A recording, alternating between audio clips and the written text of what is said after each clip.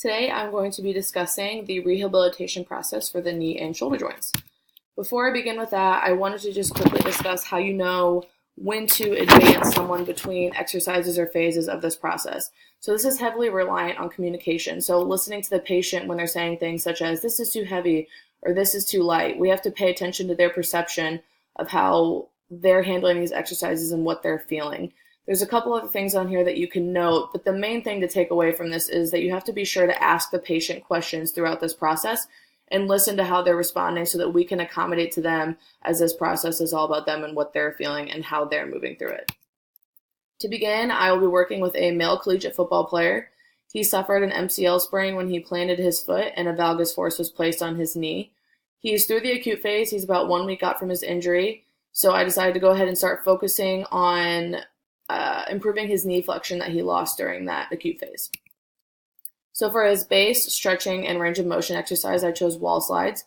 This is a simple passive exercise that he can work with, and he is able to control how far he's pushing that knee into flexion. Now, this might be too difficult to get into position or too painful, so if that's the case, you can regress it into passive towel flexion.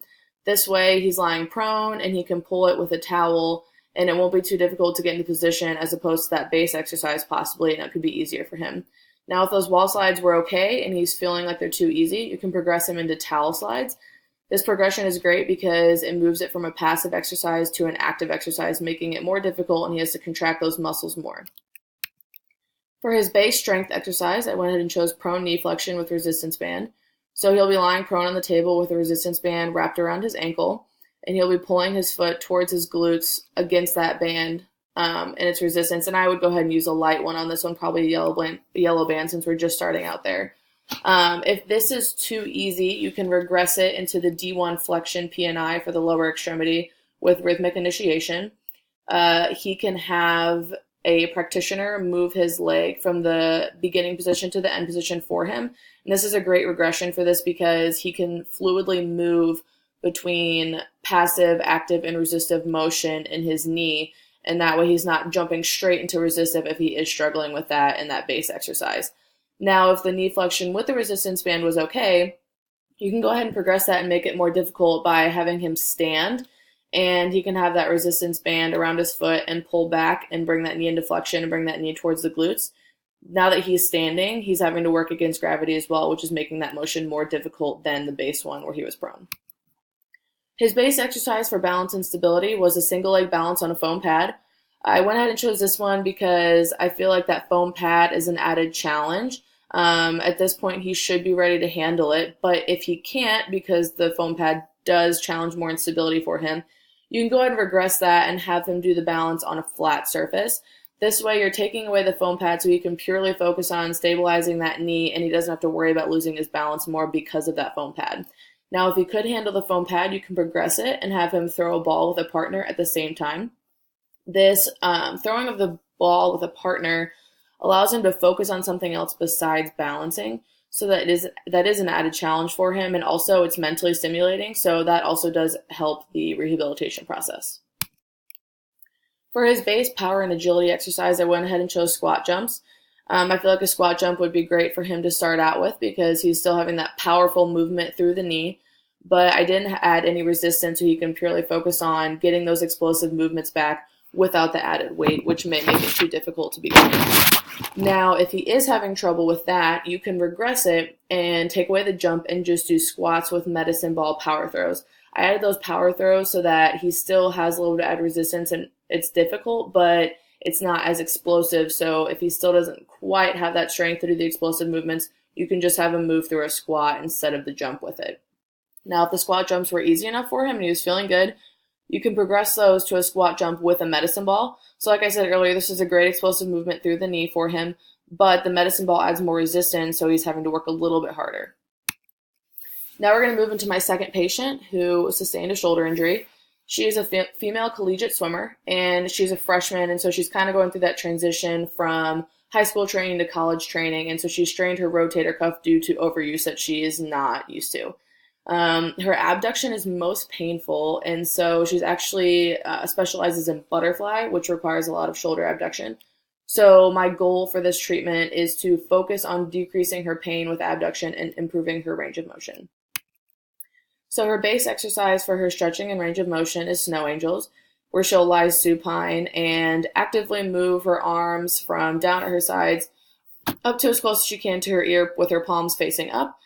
This is a great way to start. It is active though, so it could be too difficult. And if that's the case, she can regress it to table slides, where she'll sit next to the table with her arm neutrally placed on there, and she'll lean into the shoulder and passively move that shoulder into further abduction. Now, if those snow angels were easy enough for her, you can progress those and have her stand while doing them, and that way she's having to work against gravity. One thing to check for with the snow angels is making sure they're never losing contact with the floor or the wall while they're doing it. So make sure if you're going to progress that, you're watching for that. For her base strength exercise, I went ahead and chose single arm abduction with a resistance band. I wanted to purely focus on simple abduction since that's her motion that's giving her the most pain. That's what I wanted to fix. And so I'm going to have her start with a light resistance band. I would probably go with yellow or red. And so she'll start with the resistance band hooked under her foot, and then with the hand on that same side, she'll pull it up to 90 degrees of abduction. Now, if this is too easy, you can go ahead and, or if this is too hard, you can go ahead and regress her and do single arm weighted abduction while prone. The weight will only be about 2 to 5 pounds on this, but moving her into that prone position eliminates some gravity and makes it simpler for her. If the base was too easy though, you can progress that into a double arm weighted abduction while standing. I increased the weight on this one to about 10 pounds, and now she'll simultaneously abduct the arms, making it more difficult to do both. So for balance and stability, for her base exercise, I went ahead and chose prone arm raises, where she'll lie prone on the ground and have both hands up above her head with a pull, and she'll lift that pull up about 8 inches off the ground and hold it there. This helps work on stabilization of the whole joint with both arms at the same time. But this can be a little bit too difficult using both arms, so to regress that, I chose supine single arm weighted ball balances. So she'll be lying on the ground on her back, and she will hold a weighted ball in one hand with the arm extended and abducted to 90 degrees of the shoulder. And she'll lift that ball like 2 to 3 inches off the ground, and the ball should only be about 2 to 5 pounds, and she'll hold it there for an allotted amount of time. And so that way we're regressing it. So she's not doing both arms at once if that was too difficult. But you can progress that base to a seated single arm weighted ball balance. And this is a little bit harder because we're changing that plane, and so she's having to work against gravity as well now. For her base power and agility exercise, I chose power medicine ball throws. So she will be standing shoulder width apart, and she will raise that medicine ball up above her head, which I chose about 10 pounds for this, and she will, with maximum power, throw the ball at the ground. This is a great way to start with power exercises for her, and it moves that shoulder through its full range of motion. Now, this can be a little bit difficult because she's having to go through that full range of motion, so if she's still having some trouble, you can regress that and just do power medicine ball swings. So this way, she's squatting and bringing it down between her legs and then up above her head, but she's not having to go through that full range of motion and bring it all the way back down to the ground. So this makes it a little bit simpler than those medicine ball throws if she's struggling to come down. Now, if the power medicine ball throws were okay, you can go ahead and progress that and use power lateral medicine ball throws. So for this one, she will stand shoulder width apart once again and squat down, and she'll twist to one side with the medicine ball, and then with maximum force and power, she'll twist to the opposite side and throw that ball. So I went ahead and chose this one for the progression because it's a great power exercise like I mentioned with the other ones, but now that we're changing planes through that movement, it is much more difficult for her to move.